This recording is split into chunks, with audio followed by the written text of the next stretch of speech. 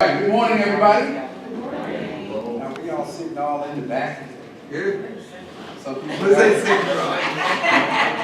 are infected with the Rosa Parks spirit this morning, I guess. I'll leave it be. I'm going to leave it be. Welcome back. Welcome, Black. It's good to be black. I apologize for the last couple of weeks, but I was on the road. I'm a road preacher. A road preacher, so I was delivering the word out west in Washington. I was delivering the word in Joliet, Illinois. I was called to do some work, so I've been working. Yeah. But it's good to be back. It's good to be back. And I'm happy also that we were in capable hands. Brother Derek stepped up and stood up. So that's always a good thing. So I want to thank him and Brother Brother Durango. If you will take those thanks back to the brother there, I'll reach out to him myself also. So welcome back. This is the 5th week by my African watch, courtesy of Google. This is the 5th week, and as we know, this was an immersion. This was not a full-blown, full-body, robust Folgers kind of class, where it's a 16-week thing, but it was more of a get your toe wet sort of thing, so folks can sort of get a dip. So even if we had a lot of time, we wouldn't have enough time. All right. So what we do though is we try to make the most of the time that we do have. So I wanted to start off by saying that this week and next week will be the last week. Okay, that's the March 10th. That'll be the last of the 6-part series. So it's going to be up to the people. How we want to go forward, and up to the Turner Forum for Truth and Justice Leadership, how we want to move forward. So just know that when I'm called, I come. So just let me know. I have no problem with that. So if you want to do 20 weeks, I'm down. Just let me know. I don't care. I do care. That's So what we want to do today is we want to move and build on the last 4 weeks. The last 4 weeks, the way I designed it, it was to give us an overview, if we will, of Africana beginnings, or African beginnings. So we spent those weeks dealing with, I guess, the first almost third of the course packet, and we spent those weeks sort of unpacking what we call the cultural contours of Africana history and culture. All right. It's very, very important that we acknowledge that, because it is a recent thing that is the formal, sophisticated, respectful study of African people. That's a recent phenomenon. Okay, that just really started coming together in the 1940s in a formal way.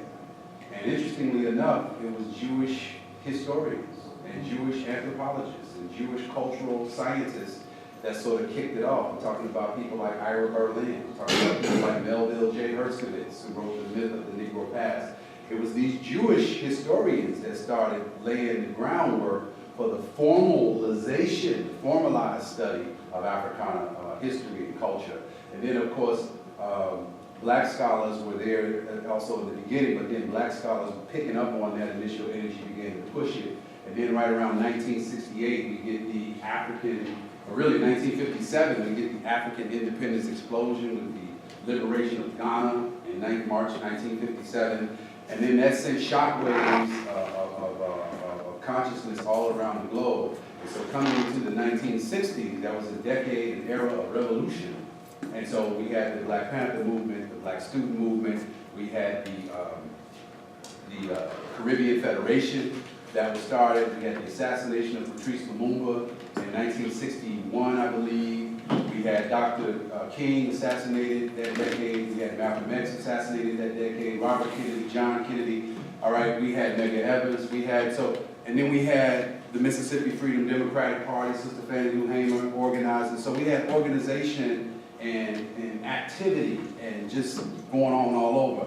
And one of the kernels in that decade of revolution during the 60s was the Black Studies movement, courtesy of activists and stakeholders who revolted, really. These were students who were saying, we don't have African studies, we don't have enough African content in our college classes. These were, lower, middle, and upper class black college students who called for this, and they began to put pressure on the student, leadership at colleges and universities all around the country.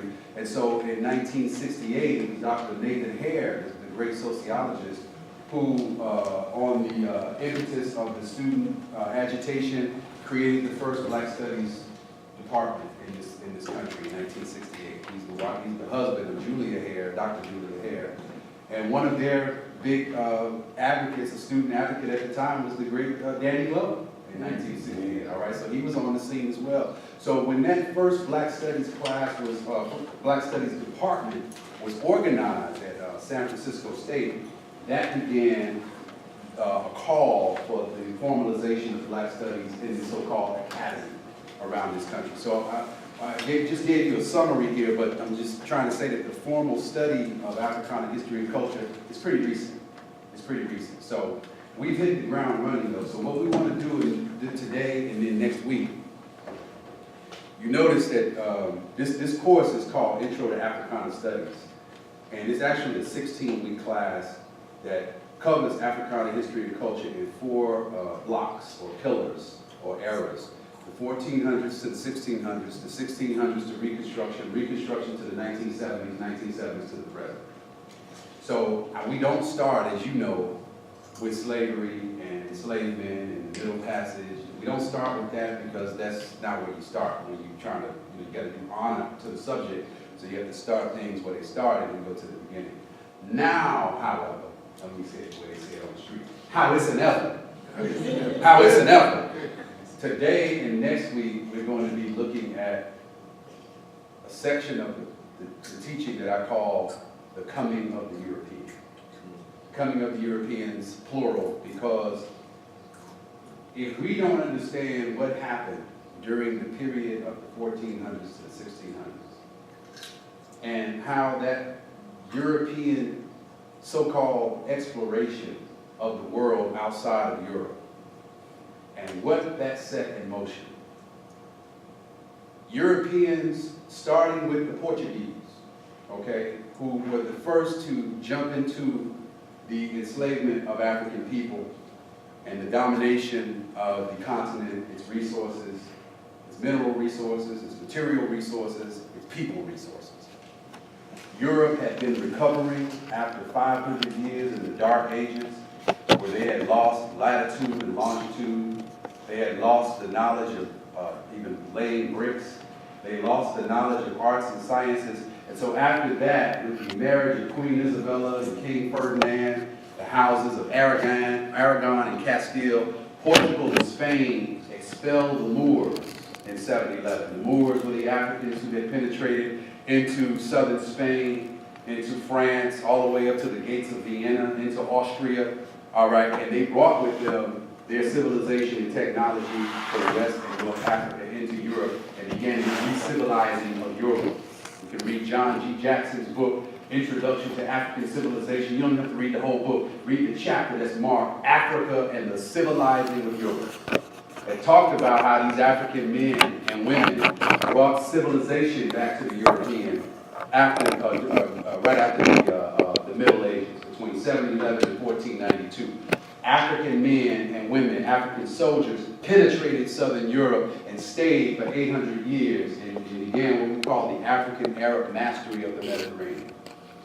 This was a period in time where in Europe they didn't even have, they had never, before 711, had never tasted almonds, strawberries, coconut, lemon. The Africans introduced flush toilets into Europe. The Africans introduced the cipher system into the European. All right, how did the European count before we came into Europe? 1, I, 2, I, 3, I, 4, I, B. You can't do higher mathematics like that.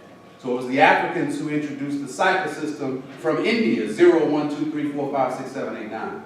The average European in this period was 5 foot 2 inches. His height today is much greater. Why? Because of the new cereals and legumes and nutrients and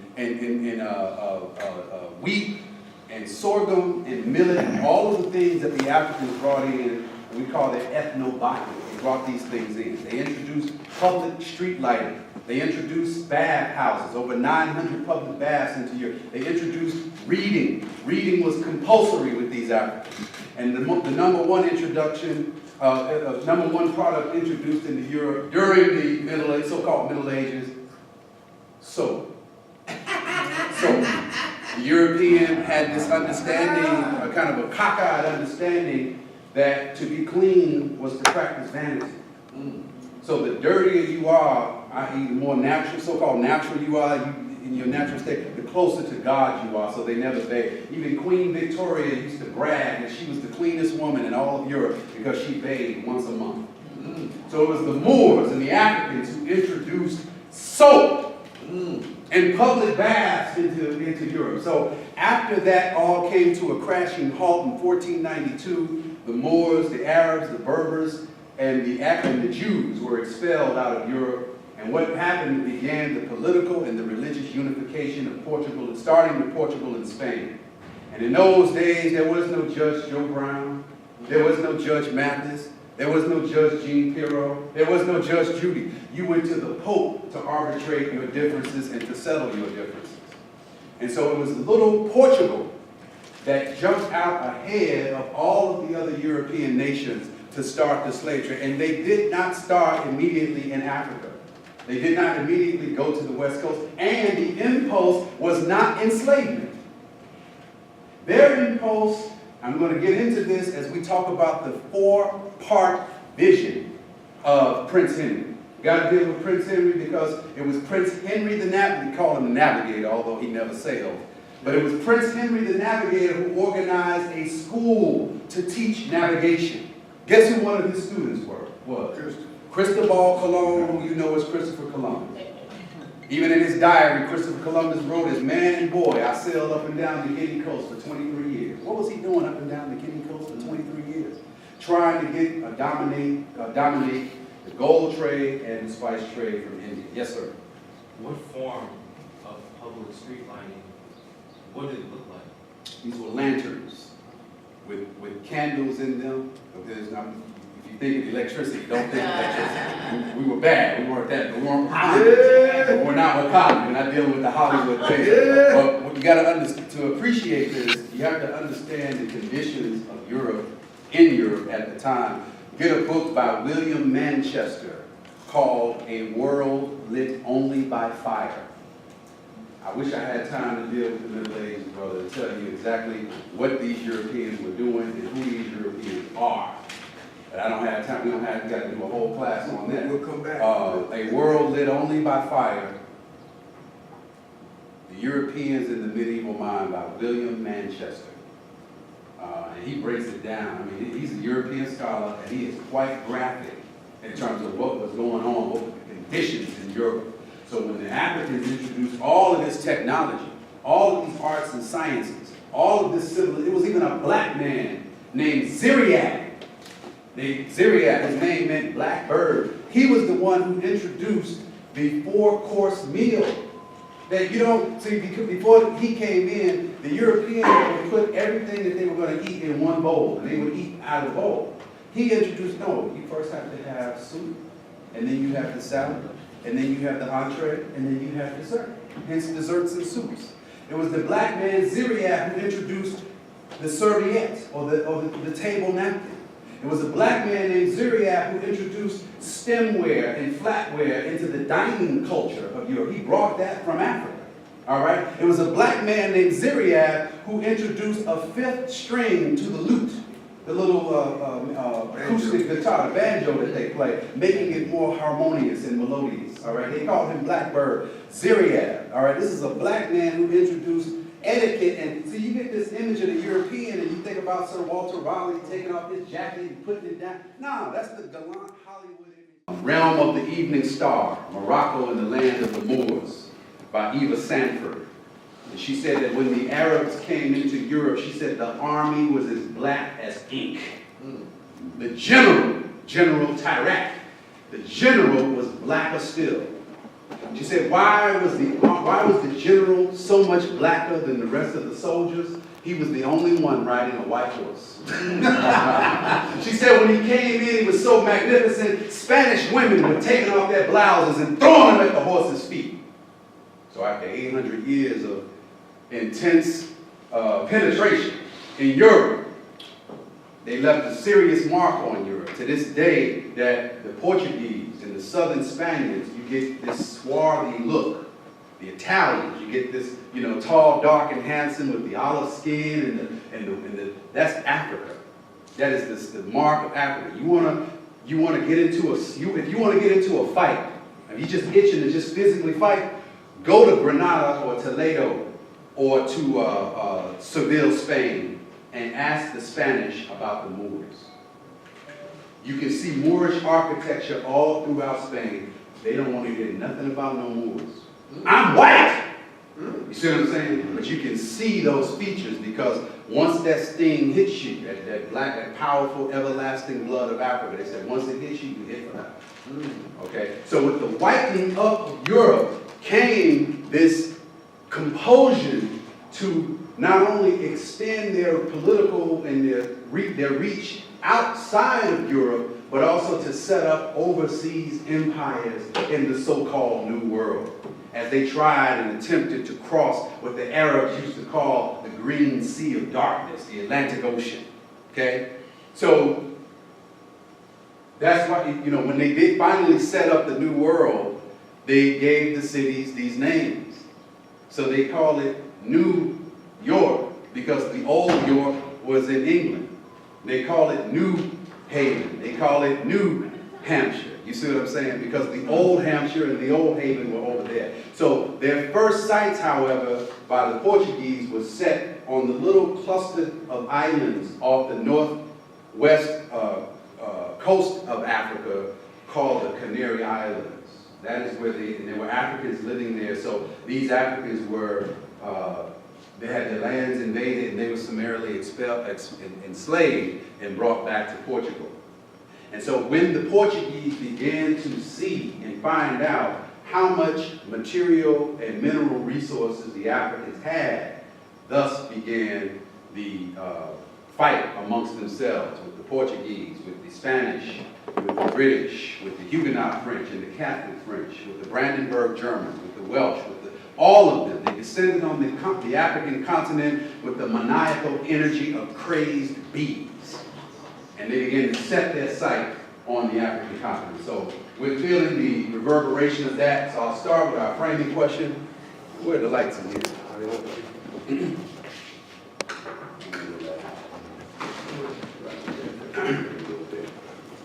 Our framing question is, thank you. What can you all see to right? Okay. What was the origin? See, they call that a blackout. Yeah. They really should call it a whiteout, because when you turn out the light, the white goes out the black. They should call it black in or whiteout. So you got to twist it. All right. What was the origin and rationale for the European slave trade and the broad significance of the years 1400 to 1600, and how is that history reverberating today? Right? So you see a lot of our people, just people in general, will say, well, slavery, that was back then. Has no effect on us now. We're not impacted by that. Oh, yeah? What's your name? Good question. Robert? Mr. Millbrook? Miss Patterson? Huh? What kind of clothing do we wear? Do we wear African clothing? What sort of foods do we eat? Because hog maws and strychnine, fatback chitlins, that's not African food. It's really not food. Okay. What God do we worship? Do we worship an African God? When you pray, do you call out the name of Kulu or Oshun or Oludumare or Bacala, Ife? No. So the fact that we don't know about it does not mean that it does not have control over us. And if you look at the organization and the control of the planet, it has been a contest of villains since the start of the slave trade back in 1442. It has been Europeans fighting and jockeying among themselves, fighting against Arabs, Africans in the middle. Look at the world today, what you got? ISIS, Muslim Brotherhood, whatever you, and then you got the Arab, and then you got who? United States, and the West, UK, all right, Theresa May, and who's in the middle? African people. So the more things change, the more they stay the same. In fact, a whole bunch of changes have been implemented in order to keep things the same. So this agitation and the fight that's been going on, this fight has been going on for close to 6-7 centuries. All right, the scramble for Africa. Now it is not Europeans anymore. I don't want to, we don't do the subject justice if we only collapse it to the European, but it's also the Arab, it's also the Asian, and it's also the Indians now, and the East Indians who have their claws and their sights set on the African continent. Everybody but African people. That's how it's really ironic. All right, so in order to get into this, we have to get into a subject that's a very painful subject to look at, but we got to look at it nonetheless. And this is the maafa. Maafa is a key Swahili word that means terrible occurrence or great disaster. Some people call this the African Holocaust. I don't like doing that because we're chumping off the Jews with the Jewish Holocaust. That is Holocaust is a Jewish term. That's a Jewish term brought up and developed by Jewish scholars during the 60s. Okay, so I don't like veggie backing, not piggyback. I don't like veggie backing on the Jews. So our term for that, if we're talking about calling things by their proper name, which Confucius says is a sign of wisdom, calling things by their right name, we call it the ma'afa. All right, it refers to the period when hundreds of millions of Africans were hunted, captured, tortured, maimed, enslaved, and killed during the centuries of the European slave trade. I need to tell you, it's going to get rough today. I wish we had about 3 hours, but we don't, but it's going to get rough. Brother used to say, if it gets too rough, if it gets too rocky for you, just hold your position. Oxygen mask will drop down from the ceiling. Put the oxygen mask over your mouth, place it firmly over, and then help the brother or sister next to you. And then there's seat belts on these chairs. If you look down and feel to your left, you just pull the seat belt and strap it in deep. It's going to be okay. All right? So we have to go to Holocaust. Yeah, a Holocaust. We've not just had a Holocaust, we take it a Holocaust. That's what he said. That's right. So we're going to now West Africa. And we know that these countries, Nigeria, Cameroon, Ghana, Cote d'Ivoire, Guinea, Sierra Leone, Liberia, there are around 7 or 8 countries where the bulk of the Africans were kidnapped from. In fact, during the slave trade period, Africans were also brought to the West, all the way from Madagascar, all the way over on the east side of Africa, the southeast side of Africa. All right. The bulk of these Africans did not come to the United States. Only around 400,000 or so came to the United States. The bulk of these Africans went to South America, Brazil. Okay? So the 42 or so million of us today are descended from that 400,000 who were kidnapped and brought into the United States. All right? So the slave trade route, these are the principal routes of the East and West African the Arab slave trade from the East, and then the European slave trade from the West. You can see these routes with the Arab slave trade coming down through Mogadishu, Zanzibar. The Arab slave trade had been in effect a full 600 years before the Europeans got involved in the slave trade. In fact, the Arabs are still in the slave trade. They're still dealing and selling and killing and maiming and torturing African people to this very day. Right now, it's going on right now. All right? And then, of course, the European coming into the West, first coming also down the African coast and then setting their sights on the lands across the Atlantic Ocean. All right, here again is another map trying to show us where the diffusion of African people came during the European slave trade, the years 1500 to 1870. You all have your books with you? Can you go to page 37 real quick? Go to page 37. No, I'm sorry, let's go to page 38. The European slave trade and the African diaspora. Can everyone see? Or should we get a light? Y'all need a light? Okay. European slave trade. This page is the precursor for what we're going to be talking about today. This survey has aimed, when I say this survey, of course, we're talking about the last few weeks, has aimed at describing and assessing some of the characteristics and diversity of African societies from early times to about 1600. We attempted to show the cultural link between West Africa and the African Americans, i.e. Africans in America, in the United States. Although many African societies have not been discussed in this booklet, enough has been presented in this booklet to reveal the dynamism and continuity of the African past from ancient times. Not only did Africans develop their own languages and fashion their own political structures, they also displayed genius for agriculture, technology, architecture, trade, and social organization.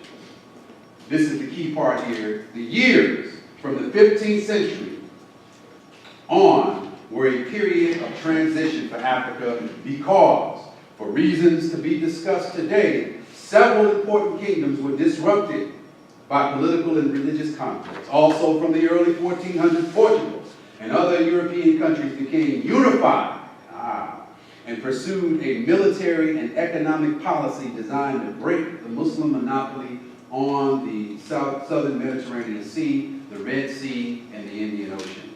The key part here, of course, as European countries gained political and military strength, the African states were confronted and overwhelmed one by one. But it should be emphasized that although European influence remained along the coast, African and Arab sovereigns retained political control of most areas until the latter part of the 19th century. However, the appearance of the who? Portuguese. Y'all scared to say it. The appearance of the who? Portuguese. We're going to get in trouble with white folks. Let's all get in trouble. Y'all scared to say it. The appearance of the who? Portuguese. Portuguese. Okay, yes, sir. Followed by other Europeans was a portentous event. It led to the European slave trade from Africa, the disruption of African societies, and the tremendous dispersions of Africans throughout the world, what we refer to as the African diaspora, the movement, migration, or the scattering of people away from an ancestral homeland. That's where we are today. So quickly, let me just tell you what was happening here. If you look up here, I should have a pointer. But if you look up top there, you see little Europe, right? Some people refer to Europe as a continent. Europe, that's Western Asia. Some people call it a continent. It's an extension of Western Asia. Asia is a continent. Europe is a part of the Asian continent. You don't have to accept that. I'm just saying, I'm just trying to... Sometimes, you know, Dr. Clark used to say, a lot of times people holler loud and make you think they're big. So they're not big. They're just a small little fraction of people on the planet. But the European, where Europe is located, north of Africa, if you look and imagine that the map extended over here, this little breakout point there is where the Arab countries are. Saudi Arabia, Iraq, Iran, and all of them, Yemen. And then even going over here, we come further east, we'll get to India. Okay, let's pretend that black strip right there is India. Now, the problem that the European had was that they wanted in their explorations to get control of the gold trade. They wanted to get control of the spice trade. They were interested in circumnavigating the African continent that is going all the way around. And the key part of what they wanted to do is that they wanted to dominate the Muslims, eliminate the threat of the Muslims and Islam, and spread Christendom. Now, I'm not talking about Christianity. I'm talking about Christendom, which is the political use of that religion for military conquest and military purposes. Christendom is different. I'm not talking about the teachings of Jesus. Those are intact. They don't need, they're sufficient for a witness. We don't need to, I'm talking about the European use of religion as a political weapon, as a vehicle to dominate. The Jews do the same thing. All right? Muslims do the same thing. converting people at sword point. They had entombing women in cloth, that they looked like beekeepers. Prophet Muhammad never intended for women to be treated like that. Prophet Muhammad on his deathbed, you can read the life of Muhammad. He said that there is no superiority of the Arab over the non-Arab, of the white over the black. All are one in Islam. That's what he said. So when you get Bilalian Muslims and Ahmadiyya Muslims and Sunni Muslims and Shiite Muslims, that's man-made stuff. That's got nothing to do with what Prophet Muhammad was about. And so when you get, where is it? Christianity Today, September 2017, in memory of these, where they documented over 4,000 black women and men lynched in this country from 1860 all the way to the 1970s. Over 4,000 of them. And guess who they were lynched by in this country? White Christians. Not doing what Jesus said, right? Be ye doers of the word, not just hearers of the word. Moses taught that obey the laws and statutes and commandments that I give you this day. Muhammad taught mere belief counts for nothing except that it is carried into practice. We're talking about the political use of the religion to invoke racial terrorism and attempted black genocide. That's white so-called Christians, so-called Muslims raping African women, so-called Christians during this era. That's what we're talking about. The Christendom is what he wanted to spread. So they knew in this era they were at war with the Arabs. They wanted to dominate that spice trade. In this era, over 90% of the spices came out of that black strip, out of India.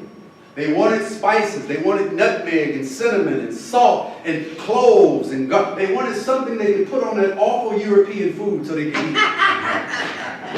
They knew they could not travel east to fight the Arabs because of the strong Arab Muslim armies.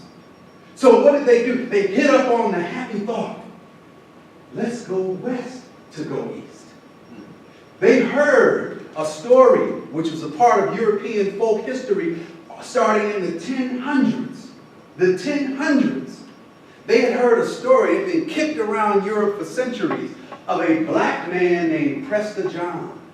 Prester John was a mythological king. They believed in it though. Like some people believe in the Yeti. Some people believe in the Loch Ness Monster. Some people believe that the moon is made of green cheese. Some people believe that Beyonce can actually sing. Watch out, preacher, watch out. They believe that Prester John was a mythological black man living right over here in Ethiopia, near the Horn of Africa. And Prester John was a black man, I have a picture of him, a drawing, that in Ethiopia, he was the head of the Coptic church, the Coptic Christian church, and that he had an Ethiopian Christian army. So the Europeans believed, and they passed this story along for centuries, if we can get our European army out of Europe, travel west, go down, the great question of the age, how far down does this West African coast go? They did not know. This was an era where the Europeans thought that if you travel beyond the horizon, you fall off because they thought the earth was flat. They actually believed that.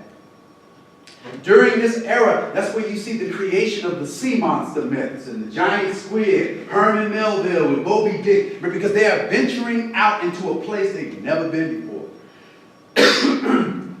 So as they travel further and further down, that's why you saw thousands of European explorers set out to sea. Initiated initially by the Portuguese under Prince Henry. And finally, around 1481, Vasco da Gama, a Portuguese explorer, rounded what they called the Cape of Good Hope, which was South Africa. And they discovered so-called the Indian Ocean. You know, there's rivers and seas inside the ocean. Y'all understand that? There's a river inside the ocean. So when they discovered the Indian Ocean, so-called stuff. It brought them up into, so their idea was that they were going to sail around the African coast and outflank the Arabs, join their army onto the army of Prester John, and outflank the Arabs. So they would accomplish the four-part vision. They would dominate the gold trade, dominate the spice trade, because now the Arabs over here in the east, they were controlling the route to the spice trade in India. The European wanted to disrupt that pipeline, okay? And then they would also accomplish the mission of just checking and getting rid of Islam and Muslims once and for all, and then spreading Christendom to these people. That was their motivation. Do you notice that I did not say their motivation was to enslave Africans? Because that was not their motivation in the beginning. In fact, if you look at it, the Europeans, with all they took and stole and absconded with, that's one of my $2 white boy words, absconded. With all they absconded with, they would have gotten more out of Africa with honorable trade. That's, I mean, just as I study history and do my analysis and my synthesis of the stuff that I've read, they would have got, including labor, with honorable trade. But you know, they got the European, especially when it comes to us, and when it comes to portraying history accurately, they get truth decay. They get truth decay. The white man has a frequent liar program. He has a frequent liar program. All right? So we got to set it right. Not to give you some black domination or some black Superman and Superwoman. No, we're going to just tell the truth. One of my teachers used to tell me all the time, you got to call people out of their name. You don't have to beat up on people. You don't have to intimidate. You don't have to. All you got to do is beat them up with the truth. Just tell the truth and shame the devil. That's all you got to do. All right? So what we find now is they portray Africa as just this shock, this place of horror and famine and disease, and it is actually the world's richest continent.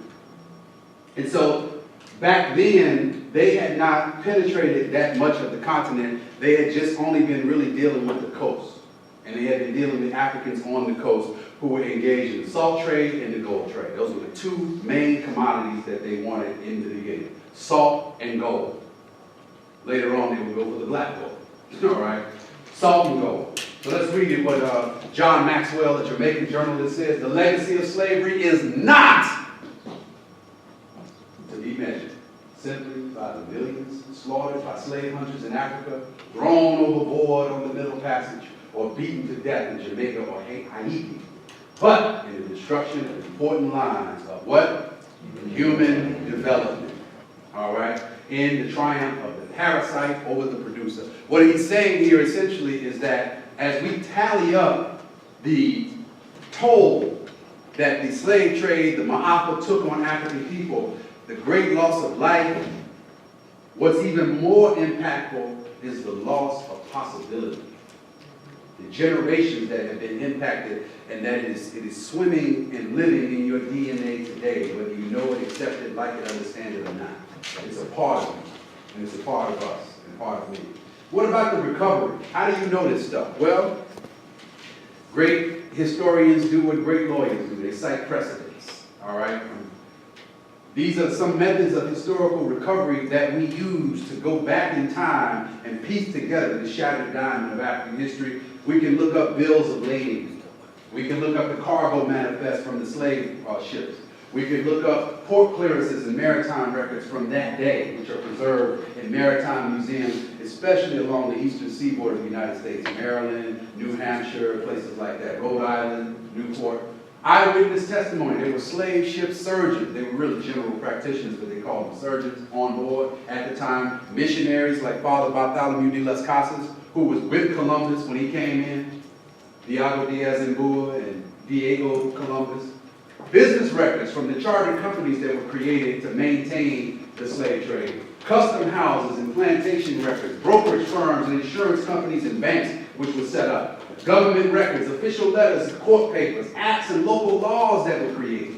Narratives from enslaved Africans themselves. Eyewitness primary source accounts of what the Africans saw and said.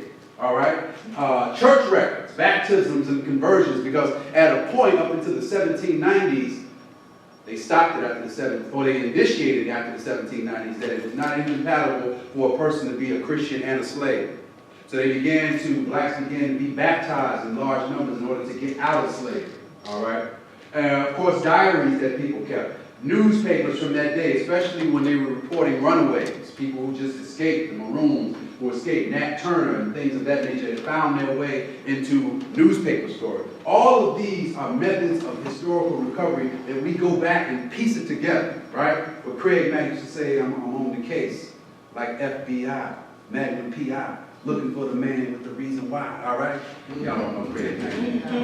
Anyway, what were some of the methods of captivity that they incurred? The kidnapping by one or more individuals, raids by well-known private groups, war entered the scene, and European pause. Enter the scene means war between nations that live in the same general area. The divide and conquer techniques, which they still use to this day, in trickery, okay? In fact, if you read the history, you can read works by Michael Gomez, who wrote the book Exchanging Our Country Marks. Michael Gomez, and he wrote another book called Reversing Sail, S-A-I-L. And he wrote about something called the red cloth tales. This is an aspect of our history where, for some reason, these Africans back in the day were fascinated with red, the color red. And so the European, when they found that out, they would bring bolts of cloth over. And they would use the cloth to entice Africans to come on board the ship. Come for dinner, give you these lavish gifts and stuff. And then they drink and, they get a little rum, get a little tipsy. And the African would pass out or would wake up and realize that the ship, the gangplank was drawn up and the ship was moving on. So they were tricked because of their affinity for the color red. They call it red cloth tales. It was very, very interesting. Some Africans went through elaborate means to make themselves unattractive to slave catchers. All right? And so you do the plating of the lip and everything. All right? And you saw a lot of Africans engaged in this. In fact, if we travel to Nigeria, little Nigeria, there's the city Lagos in Nigeria, there's a little town, Badagry, and they have a slave market right there in Badagry to this day. They turned it into a tourist site. And these Africans were often taken to this well. There's a well in the city of Badagry right now. And at that well, they were forced to drink from their well, and they were forced to recite a pledge. And these Africans were kidnapped by their brothers and sisters. And they were sold to the European. They would be forced to recite this pledge that they would not revolt on the slave ship, that they would forget where they came from, that they would forget their names, that they would be obedient on this journey. All right? So these are sites of memory, that we call them, that are still there to this very day. In fact, there's your former president, Barack Hussein Obama, Barry O. All right? Barry O walking, in fact, on one of the 42 to 48 different slave forts, decorating, peppered all throughout the West African coast. This is one in Ghana. This is Elmina Castle in Ghana. Elmina meant the mine. The mine. Okay, this is the inside of the castle. And this is where Africans were often kept before they were put on board ships and sailed across the Mediterranean during the passage. In fact, they would stuff Africans, they would divide them by gender. The males here, the women here, the virgins there. And they would put men and women in giant rooms, holding pens, they called them. And the governor's mansions, or the people who ran the fort, would have bedrooms and offices above, and the place where the Africans were kept would have a giant hole in the ceiling, and they could look over. And they would lower down food or throw down food and watch the Africans kill and scramble to eat that food. And then they would also have a hole over where the virgins were kept, so that they could look over and they could pick out the one they wanted to violate that night. And then they would lower a ladder, and then that woman would be forced to climb that ladder. They call it the ladder of shame. And Europeans would take their turns on her. And so these are part of our history. So you would be kept in this thing for the time that it took for ships to come back, where they could load the maximum number of people on the ship, on board the ship. So you'd be in this thing sometimes 60 days, sometimes 3 years, depending. This is what Dr. Wilson calls greater confinement. All right? In fact, this went on for centuries. The floor in some of these castles is not even the natural floor. It's very, very hard, and it feels like a concrete floor. But what it is centuries of compacted urine and feces and afterbirth and saliva and tears that were shed over the centuries. It is hardened and calcified to become almost like a concrete floor. Okay, when you go over there. Okay, there are groups that go back all the time. I'm trying to go back, not this summer, but the summer after next. Got to take my daughter. And there are groups, yes, right there, he takes a group over, and others go. There's many, many groups that go. And then they had the cells, and often they had the cell be a white church right next to it. All right? So these were Christians. In fact, Amazing Grace, written by John Newton. Amazing Grace. Right? He wrote that, so he composed that song. He was a slave master. He was a slave master bastard. That's what I call him on the street, slave master bastard. All right? This is the House of Slaves in the Dakar, Senegal. And this is, again, President Obama looking across the Atlantic Ocean. Our ancestors, when they stood in that doorway, and they crossed through that threshold of that doorway, that was their last foot on their last memory of the African continent, because they knew they would be taken somewhere. They didn't know where, but they knew they would never see their homeland again. That's why they called this the door of no return. All right. So what about the process of the Ma'afa? I've worked on this for about 11 years, and I've gotten it down to about 12 different steps that we were put through this process. It used to be, I used to have like 8 steps, and I thought about it more, and so it's become a little more refined over the years. It's not done yet, but I think 12 sort of gets it. The first part of the process was the capturing and the kidnapping of our people, the shackling and the coupling of our people. You know what the couple is? Couple is where you are in a line of other women or men, and you are shackled together.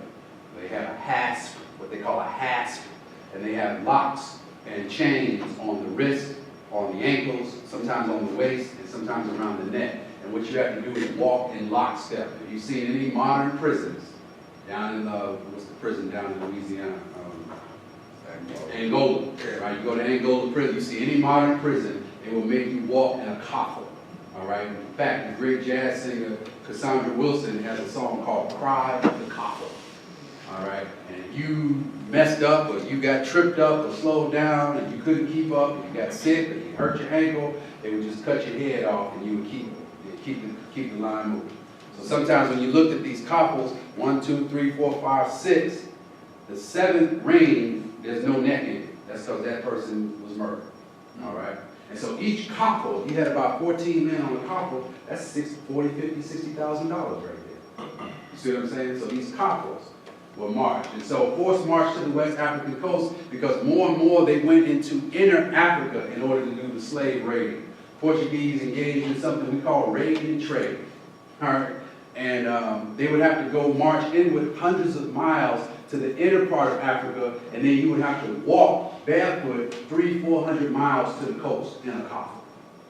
Okay? And then, of course, the imprisoning in the barracks and the slave port dungeons, the loading and the storage on the slave ships, the middle passage journey, which sometimes took between 90 days and 3 months, depending on the weather and depending on the skill of the captain.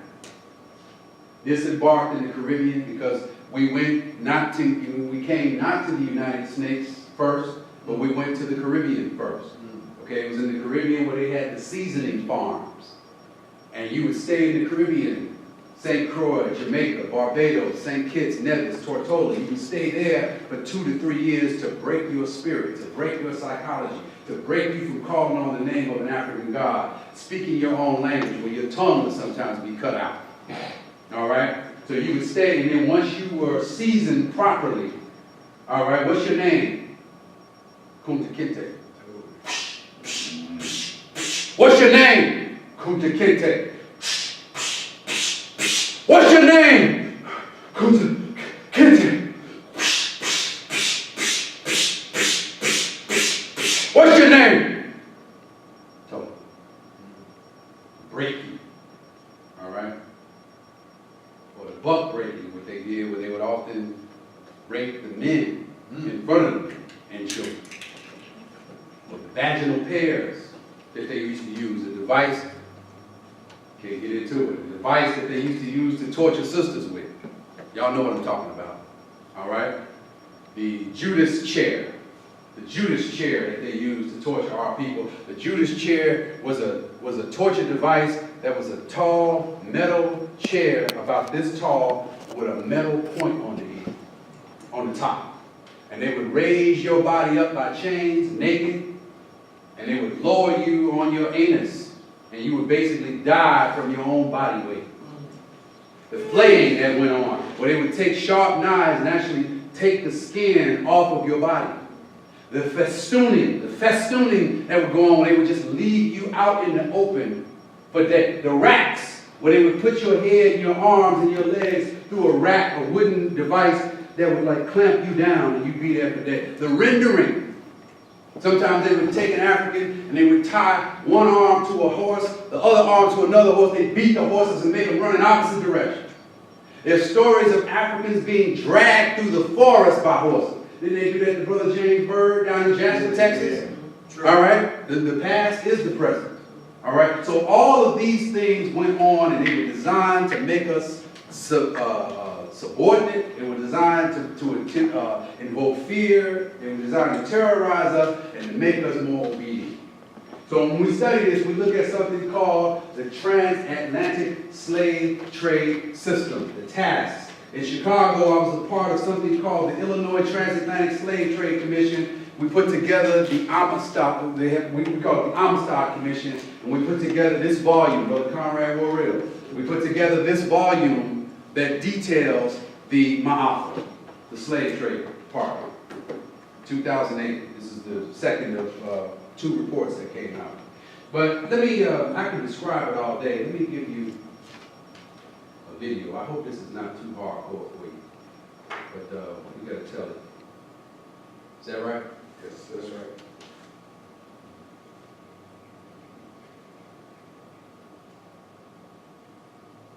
We gotta tell it.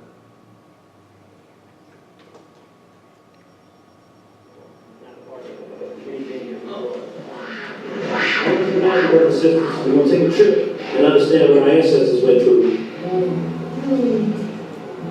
It's a horrible trip where we stripped from our families. We take our wicked slave master and they put us on ships. Put us in the whole ships where we can't even breathe. Some brothers are so sick and sad being in the whole of these ships, they don't even want to live. So they don't want to eat. And so the Europeans say, no, if you don't eat, you'll die. Now I gotta sell you the top price on the market. So they bang his teeth out with metal chisels and then stick a funnel down and feed the pig slop.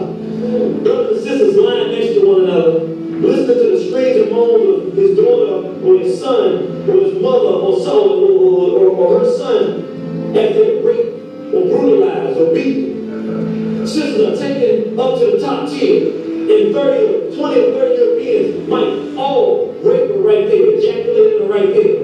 And then if she gets so sick and crazy she can't take it, maybe she jumps overboard. And so the Atlantic shark begins this new route that he begins to take and migrate in a whole new route because they learn the routes from the slave ships because they know that there'll be fresh African meat for them as they travel along these seas.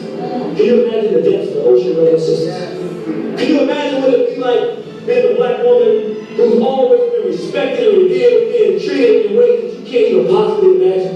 Can you imagine being a black man so helpless that you have to sit and listen to the abuse of your women and your children while you can do nothing?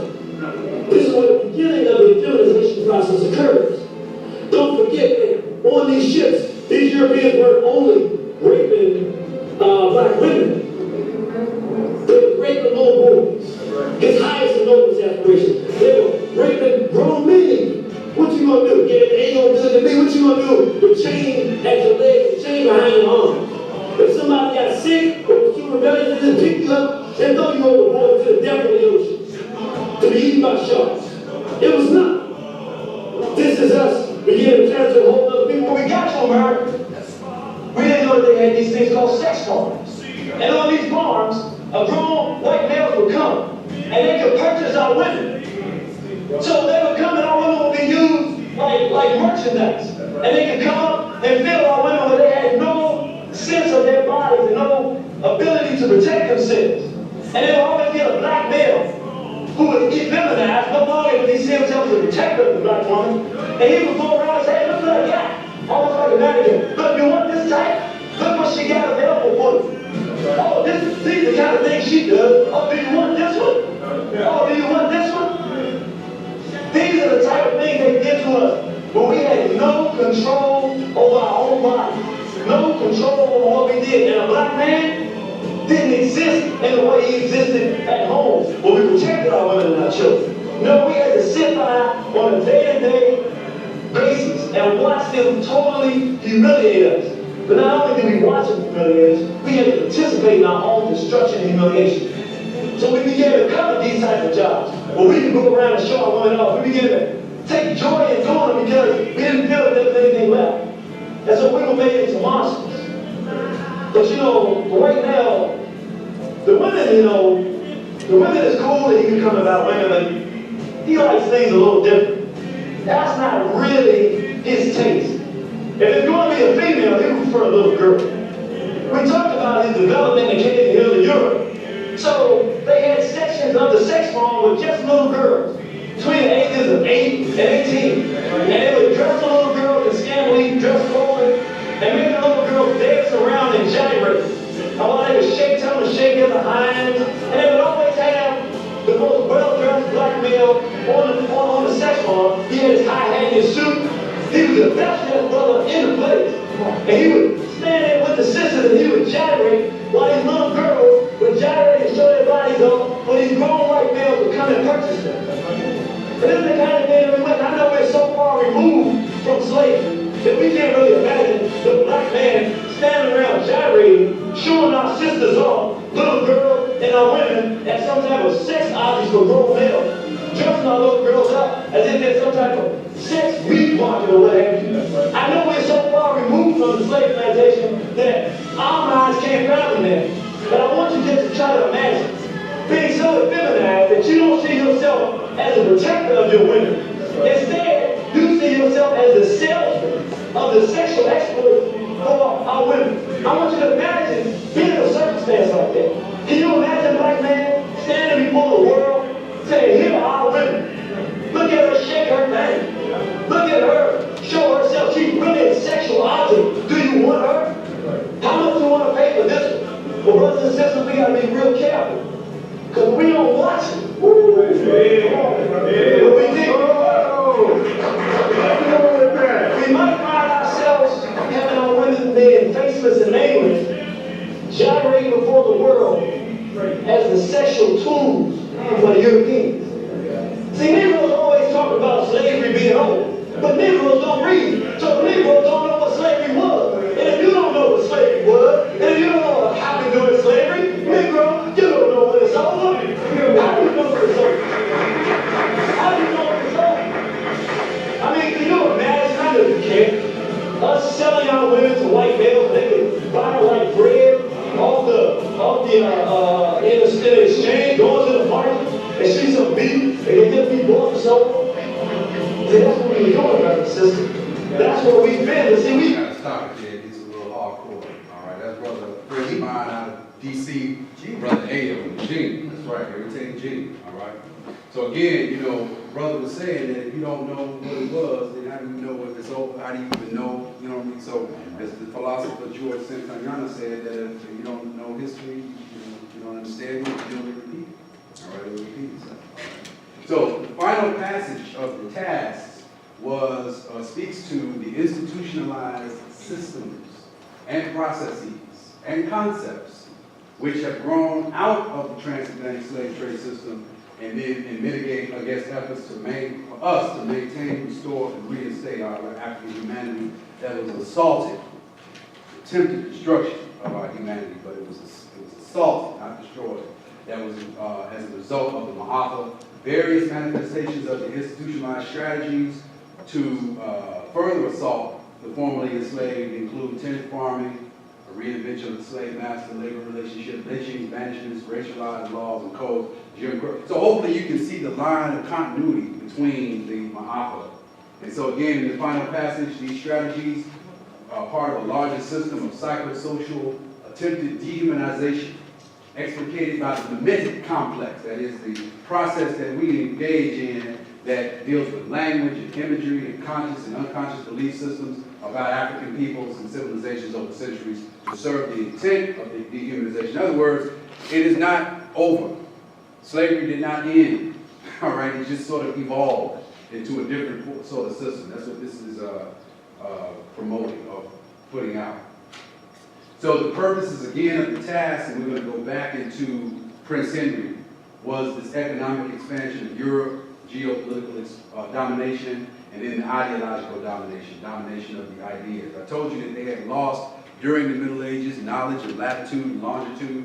They did not know about the currents that exist off the African coast. These are currents that have been in existence for millennia. The Canary Current off the north part of the coast, northwest part, Angola Current off the Central African west coast, and then the Benguela Current off this. These are natural currents that occur in the ocean, and it's been this way for hundreds of thousands of years.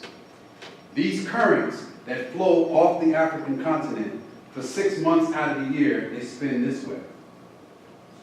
Anything you put in the water in Nigeria on the west coast, if the fish don't get it, it'll wind up in America, in the Americas. And then after 6 months, there's a sea change that happens. The ocean reverses course, and the currents spin back toward Africa. Okay, so when they first got underway in the Atlantic Ocean, the Europeans did not know this, and they had to figure this out. So I know some of you don't want to take my word for it, so let's go to NASA, or Massa, and get Massa's word. And it's to show you an image of the, excuse me, I can see it, but you can't see it. It's to show you an image of the ocean currents as they move. Right here.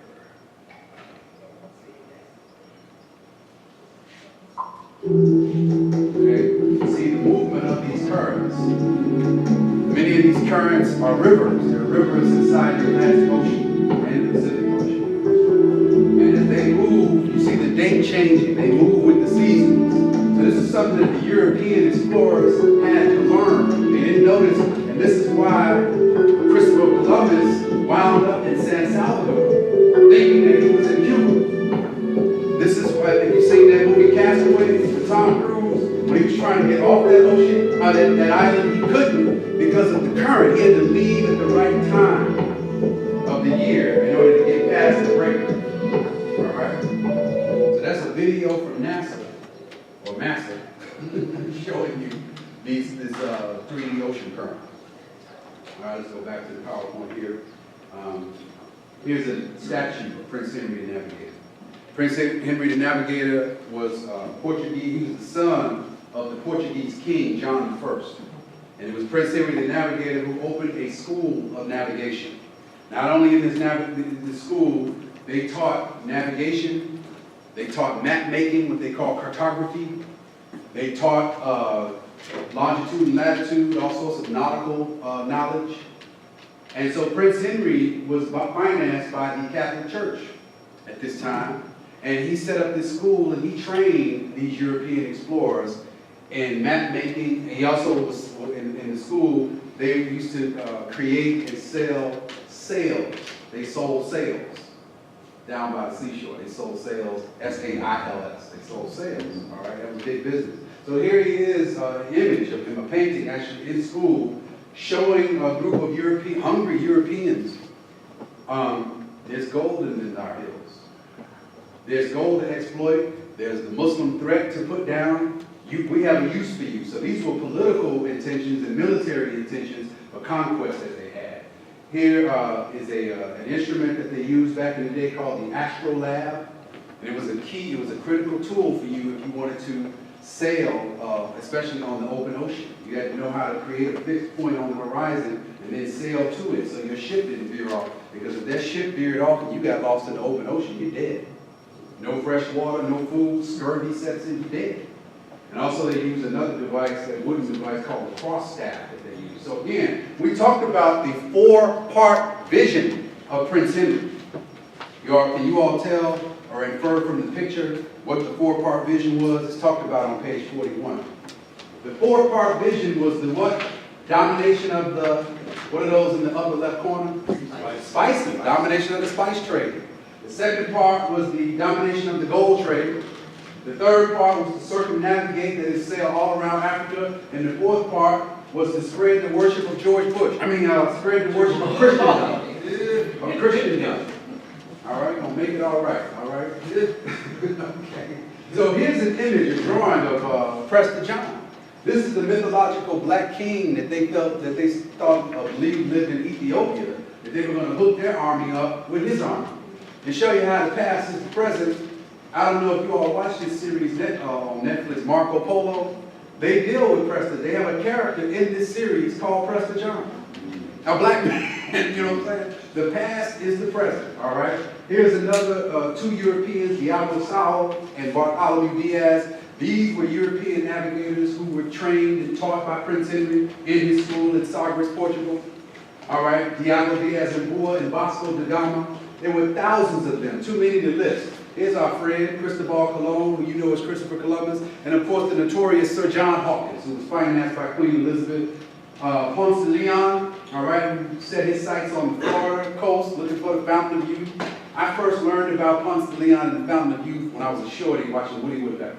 Remember that? Woody Woodpecker? Right? And they had a thing on there where he was looking for the Fountain of Youth. Ponce de Leon. Right? So again, I didn't know what I was watching. I was a kid, but you know. And then of course Bartholomew de las Casas, who wrote his book, The Devastation of the Indies. All right, he was with Christopher Columbus when he penetrated in, and he talked about what they did. Queen Elizabeth and Queen Anne don't want to leave the white women out, okay, because they were soldiers also in this European army. King Charles II of France, King George I, all right? And then let's deal with the business of enslavement. This one I think is in your book too. It should have been, it's not. Maybe it is, I don't know. I forgot. The physical business of the slave trade was far removed from the lives of most Britons. It existed in the West African coast, on the Atlantic shipping lanes, and in the slave colonies of the America. Yet, from the monarchy down, virtually everyone, virtually who? Everyone. Some people, the elite, everyone in Britain played a part in the business of slavery. Financial, commercial, legal, and insurance institutions emerged to support the lucrative activities of the slavers. Slave trade captains became bankers, and plantation owners stood for parliament. Stately homes were built on the proceeds, and many of the momentous changes of the Industrial Revolution were financed on the back of the so-called trade. So everybody, from the butcher, the baker, the candlestick maker, they all were involved in the slave trade. The candles that you see in the Catholic Church came from what? Spermicelli, which is a product that comes from what? Whale blubber. How did they create a whaling? Why did they create a whaling industry? It was a byproduct industry that was created during the era of the slave trade. Many African people, including Frederick Douglass, worked in the whaling industry. Okay? And so from that whale blubber, you get this product, spermicelli. From that is where you create wax from candles, lipstick, makeup, all sorts of cosmetics. All right? So it was African people being enslaved in this Ma'afa, this transatlantic slave trade system that gave birth not only to the slave trade itself, the physical slave trade, but also the byproduct industry, the canneries of Nantucket. Okay, where you have the salted cod. There were many Africans who were enslaved in the upper northeastern part of the United States working salting cod and working in these fish factories, the sugar refineries, the tobacco plantations, the cotton fields, and on and on and on. The silver mines of Mexico, the tin mines, the gold mines, and where did all of those products go? Right into European hands, right into European society. And you couldn't have done it without the involvement of the Catholic Church. Okay? It was Pope Nicholas V who passed a papal bull, which was an order direct from God, the way they told it. From God's mouth to the Pope's hand. The Pope was considered the vicar of Christ, the right hand of God. He authorized King Alfonso V of Portugal, okay, hurry up and open that.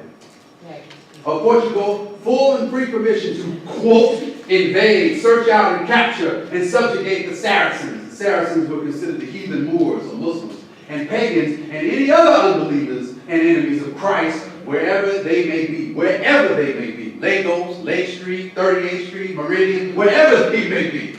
all right, as well as their kingdoms, their duchies, their counties, their principalities, and other property, and to do what? Reduce their persons into perpetual servitude. I ain't talking about nothing but 1400 to 1600 today. Can I get a witness? Yeah. Let the church say amen. Amen. Let the church say amen again. Amen. Let the church say amen one more time. Amen. You don't want to say amen? Brother, get the sleep out of your eyes, all right? So that was Pope Nicholas. And he passed another bill in 1455. The dead. That's 47 years before Columbus. 1492, Columbus sailed the ocean. This is 40 years before Columbus. Columbus was a baby when this was jumping off. All right? Authorized the monarchies of Portugal and Spain. Of who and who? Portugal and Spain. Of Portugal and Spain to end their infighting and to reduce to servitude all infidel people. Yeah, man. They are not interested in capitalism. The last thing a capitalist wants to be is a capitalist. And the last thing a capitalist wants is competition. They are interested in monopoly. So they began to go to war with one another. In fact, when you look at the photos, the images of those those slave castles, those cannons are pointed out, not inward, toward the black menace, the black threat. They're pointed out at other Europeans who were trying to encroach on what other Europeans stole. All right? So these Spanish and these Spaniards and these Portuguese, they were fighting one another. And so to settle their differences, they go to the Pope, and the Pope, so the Portuguese would come and he would visit the Pope and he would say, Your Grace, you know, the great Catholic emissaries of Portugal had come to help, you know, to seek your advice to settle their differences between the monarchies of Spain. Put down one bag of gold. We're sending a contribution to maintain the Holy See. All right? He put down a bag of gold. He's basically bribing the Pope to weigh in his favor when it came to dividing up the world. Even Francis of France, the King of France at this time, said, show me the clause in Adam's will that gives the Pope the right to give away land and people that do not belong to him. All right? Continuing in the Catholic Church, we got to tell them, we got to hit you hard with it all. All right? The Intercatera, which was another papal bull passed in 1456, reaffirmed the Roman Pontifex and sought to strengthen the right of seizure of foreign lands to the monarchy of Portugal and Spain. You ain't got to take my word for it. Get the Oxford Dictionary of Popes. It runs it down for you. What about Pope Alexander VI? He passed a bull 1 year after Columbus, 1493, the Intercatera, together with all their dominions, cities, camps, places, and villages, and all rights, jurisdictions, and appurtenances, all islands and mainlands found and to be found and discovered. Authorized the monarchies of Portugal and Spain to again invoke their domination over the dark world. So in 1494, they created something that they called the Treaty of Tordesillas, where the Pope just drew an imaginary line down the world, and he told the Spaniards, you take everything to the west of this line, told the Portuguese, you take everything to the east. That's why they speak Portuguese in Brazil. That's why they speak Spanish in the Canary Islands. That's why they speak Spanish in Cuba. That's why they speak French in Haiti. That's why they speak Spanish in the Dominican Republic, because of this. All history is a current event. This is what the Spanish Empire looked like in the 15th century. No podemos vivir sin gente negra. We cannot live without blacks. We need blacks. That's what they said. There was a lawyer, Asensio de Villanueva, 1534 said that. So again, coming out of tiny little Europe, laying claim to the entirety of the Western Hemisphere. This is what the Portuguese Empire looked like in the 15th century. Again, that big red, that is the Portuguese footprint in South America. Okay? Mercantilism and slavery. Mercantilism was an economic system, a theory and a practice of economic nationalism for the purpose of building a wealthy and powerful state. It was dominant in Europe during the 16th to the 18th century. As an economic theory, it has meant that one party may benefit at the expense of another. That is their theory, the theory on which their finance, their politics, everything is pivoted. Whether you're talking about charter schools, whether you're talking about food deserts, whether you're talking about housing discrimination, whatever you're talking about, that is their economic theory. It was good for them then, and it works for them today. All history is a current event. Maybe we should stop, because it's getting a little too heavy. Hey, brother, John, well, maybe we should just stop. Or maybe we should keep going. All right. Mercantilist policies. what are the policies and the practices that flow out of this theory of mercantilism? Well, the enslavement and subjugation of indigenous populations, check. The developing colonies, plantations of prison work farms and work camps, check. The monopolizing of markets, check. Where you got Monsanto and you got United Fruit and Chiquita Banana Company dominating Guatemala and parts of the African world as well. Check. High tariffs on manufactured goods, check. Forbidding the colonies to trade with other nations, check. Limiting wages, check. Banning the export of gold and silver, check. That's why the gold runs from South Africa to Tel Aviv to New York City. Right? The Oppenheimers and the De Beers. That's why the bauxite and the silver and the copper and the tanzanite and all of the products that come and flow out of Africa, the chocolate, the cacao seed, everything. Forbidding trade to be carried in foreign ships, check. Subsidies on exports, check. Promoting manufacturing through research or direct subsidy. That's manufacture, that's Eli Lilly, that's United Fruit, that's General Mills, that's Quaker Oats, check. Hershey, Cadbury, you know the Cadbury family was in the slave trade? Do you know that a sister that was a student of mine back in Chicago, we were maybe close to the midterm point with this class, she came back from spring break and she said, Professor Kazimbi, you know, my family, we went down south over the break. I said, oh yeah? I said, where'd y'all go? Oh, we went to Alabama. I said, okay, cool, what'd you do down there? She said, you know, just see your family and stuff, but she said, we went to a cotton plantation. I said, what was that like for you? And she said, well, I tell you, I got real angry, I got real upset. I said, why did you get upset? She said, because, you know, I'm just thinking about the class and the stuff we read in here, and I just got mad, I just got angry. I went, and I was just there, I was just looking around. I said, okay, I said, have you ever been in Citgo? She said, yeah. I said, when you were in Citgo, you know, and you were standing on this side of the ghetto glass, you know, you ever try to get now latest out? But you in Citgo and you see behind, they keep the cigarettes back there. And they got and I said, so when you saw the Newports and the Marlboros and the Virginia Slims and the Salem 100, I said, did you get mad when you see those? She said, no. I said, why not? Because black folk were working in tobacco. That was the first cash crop. I wasn't getting on her, I was just trying to get some context. And I said, have you ever been grocery shopping? She said, yeah. I said, have you ever gone down the aisle where they sell the baking product? She said, yeah. I said, well, when you saw Domino Sugar and C&H, did you get mad? She said, no. She said, why? I said, because African people were working in these sugar fields, these sugarcane fields, and the sugar refineries. That should make you mad too. In fact, the family, the Cuban family, guess what the Cuban slave trading family's surname was? Domino. Huh? And then they take that raw cane sugar and do what? Make molasses out of it. Alligator syrup, Mrs. Butterworth's, right? Cairo, my uncle used to work for the Cairo corn syrup factory. And then, guess what? They refine it even more through the molasses and get what? Rum. Guess who one of the #1 slave trading dynasties were? The Bacardi family. The bat juice. Right? So I said, when you're thinking about this, I'm just, for your consideration, just widen your frame. That's all. Widen your frame. Don't get angry. Get smart. Widen your frame. So this was a common sight in European ports when they saw the branding of African people. Here's Christopher Columbus with the death cross, the elongated death cross coming in the name of domination, coming in the name of Christendom, not Jesus, but coming in the name of something sinister, something wicked. This way comes. Here they are using their dogs. You can get a book called Dogs of the Conquest. It talks about how they would put metal armor on these dogs and use these dogs to hunt down African people. The cane corsos and these mastiffs and other big dogs, they would put armor on these dogs. This picture doesn't show it. And they would use these dogs as sport to go out and hunt Native Americans, the Tainos and the Arawak and the Carib Indians.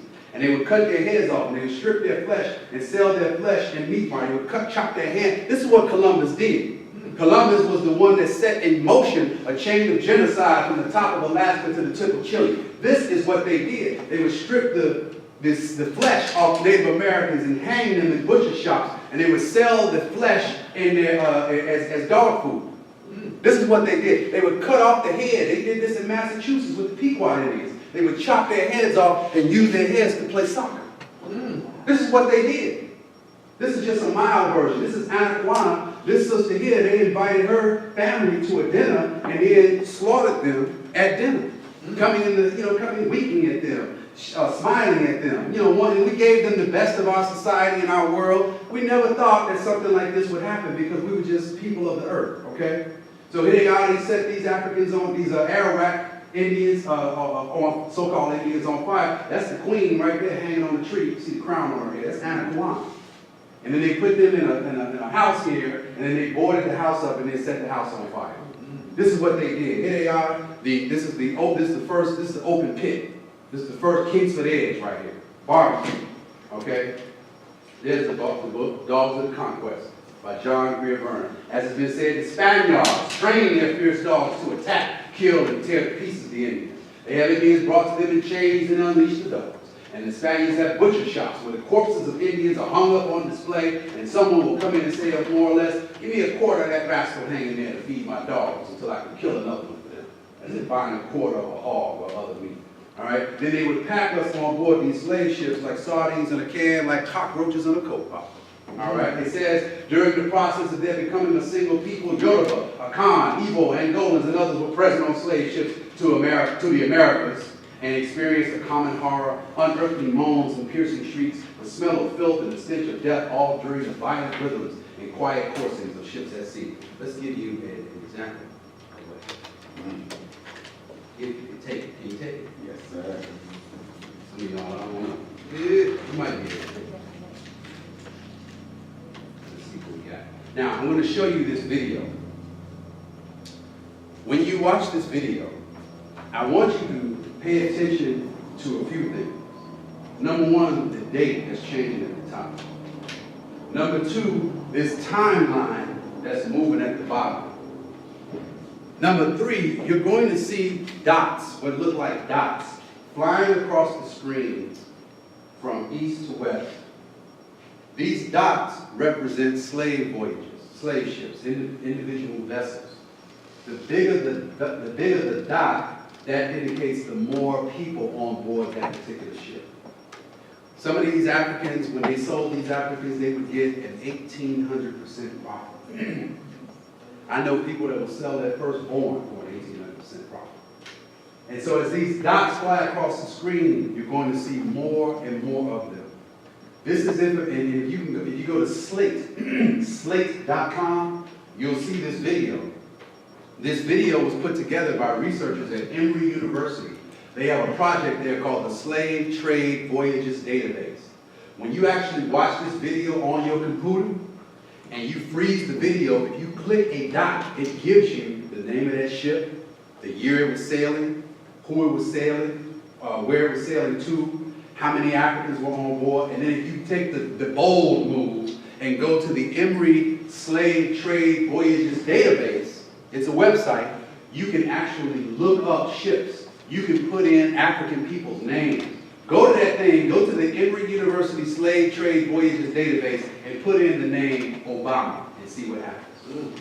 Go in there and put in the name Juba and see if you can search by name, by year. It's a really, really wonderful project that they've done at Emory University. We need something like that here, all right? And so this gives you just a snapshot of what happened over the course of nearly 350 years of this kind of activity, over 22,000 slave trade voyages.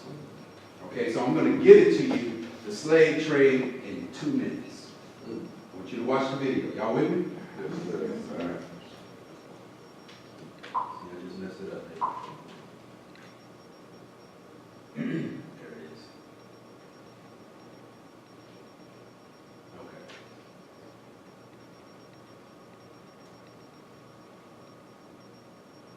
Hold on 1 second, sorry.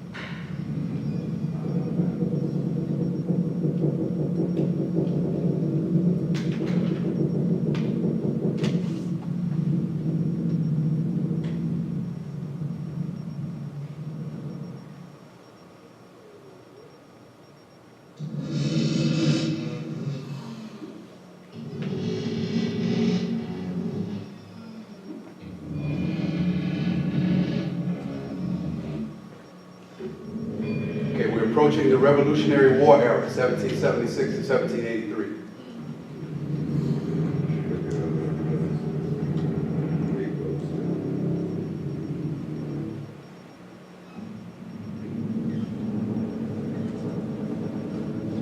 Constitution ratified 1787. The United States becomes the United States. 1803, Louisiana Purchase. War of 1812.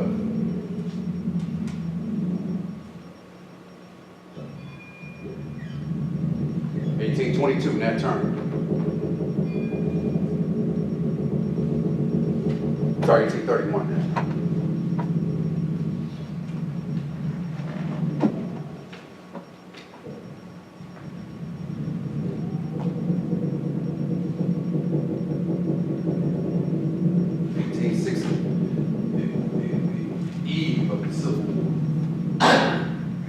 Hopefully that gives you a little bit of context and shares with you what is happening with What's those off the coast of Florida there? What's those two? Cuba and what else? where Off the that's, coast of Florida. yeah, that's Haiti, the Dominican Republic, all of those Caribbean islands. Okay. There are thousands of islands in the Caribbean, thousands of postage stamp sized nations. All right, so I'm gonna sort of end with this last video to show you, and we're gonna pick it up next week again, okay? And we're gonna, because what I'm trying to give you is the humane side, that is to show you what the toll of human life, but also got to talk about what we call the economics of this thing. But that was the motivation. It was not, they didn't come looking to enslave black people or African people. They came for looking for finance and capital and gold. That was the early motivation. Along the way, they hit upon enslavement. Okay, that was not the initial motivation, but it became the initial motivation, as you saw. And then you saw also on the video here, the peak happened right around the 1790s, right here. It began to climb. Really, between 1750s, you began to see a climb. And that is because in 1772, there was a court case in London called the Somerset case in London. Europe was very, not Europe, Britain, they were very late getting into the slave trade. They didn't get involved in the slave trade really at a significant rate until the late 1700s. The Portuguese and the Spaniards and other Europeans were at the beginning of it. They were the ones that jumped it off. However, when the British got involved, what they brought was organization and efficiency to the whole. They created a dirty business, but a dirty business.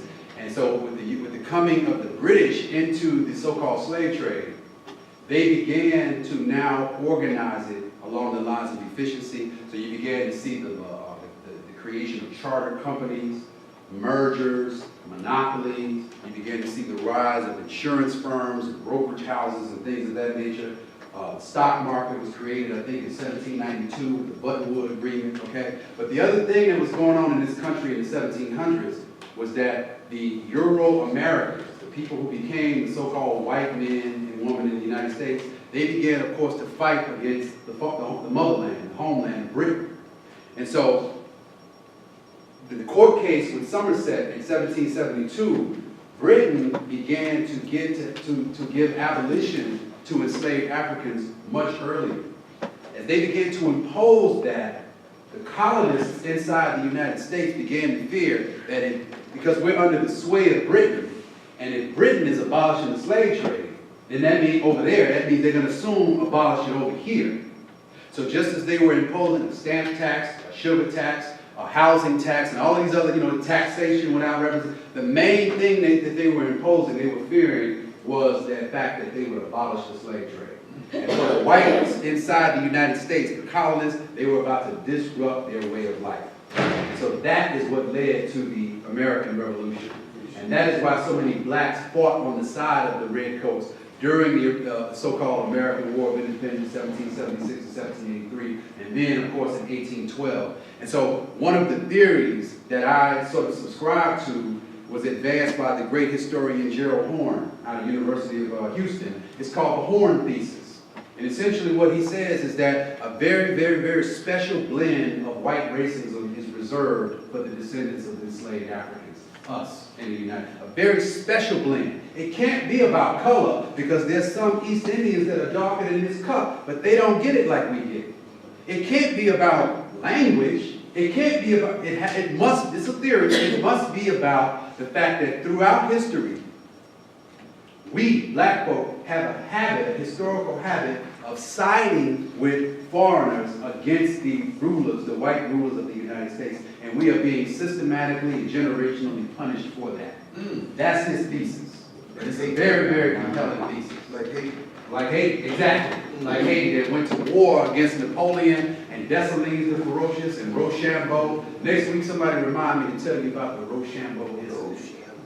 About the Rochambeau incident. He was one of Napoleon's generals, huh? What was the thesis again? The thesis is that because black folks in the United States, us, we have a tendency for the last several centuries of siding with the Spanish, the French, and not the English, but the Spanish and the French, to some degree the English, against the white people that are the ruling class in the United States. It's been going on for centuries. So we have a tendency of siding with people who are at war against the United States. Even it was happening even during the 30s with, with the what we call the pro-Tokyo sentiment, where blacks inside the United States were siding with the Japanese.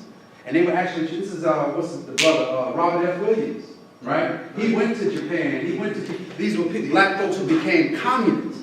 So during the American War of Independence in 1776, most of us sided with who? The British, the Redcoats. Why? Because the British promised us freedom. The British essentially said, with Lord Dunmore's proclamation, that if you, black man and woman, if you side with us against these American slaveholders, not only will we give you freedom, but we will repatriate you out. We have a history of doing it. Go down to St. Augustine, Florida. Who are we siding with down there? The Spanish, as they were at war with the Anglo-Saxon British for control of that part of the United States. We have a habit of doing that. And because of that, we have a very special blend, special export being, a very special blend of virulent white racism is reserved for the descendants of slaves. Lincoln It's said, a check on us. And so that's why throughout history, you have never seen a black person rise to really, really, really, really high, a black so-called American rise to a high level of government in this country. Barack Obama is an African, he's Kenyan. Colin Powell, chairman of the Joint Chiefs, he's Jamaican. Because they know that black folks inside the United States, we know who they are.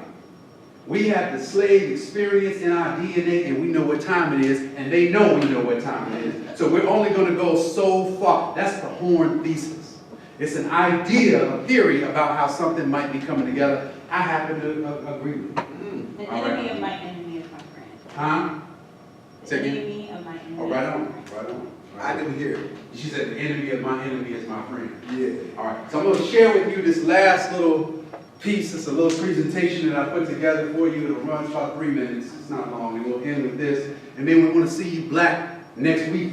We want to see you black here next week. Yeah. Y'all coming black next week? Yes, sir. All right. Y'all over here, y'all gonna come with something to write with and something to write on. You promise? Yep. She said, I swear for God and Yeah. 4 more white people. I swear for God and 4 more white people. I'm talking. Yeah. All right, here we go.